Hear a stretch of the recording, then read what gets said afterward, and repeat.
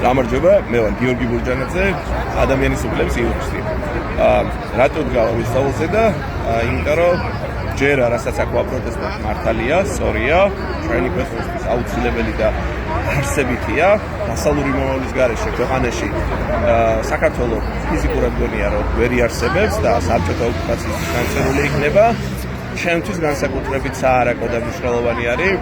პოლიტპატიმრების გმირობა იმ ადამიანების, რომლებიც ციხეში არიან უკვე წელიწადზე მეტია, რომლებიც ვერ გატეხეს,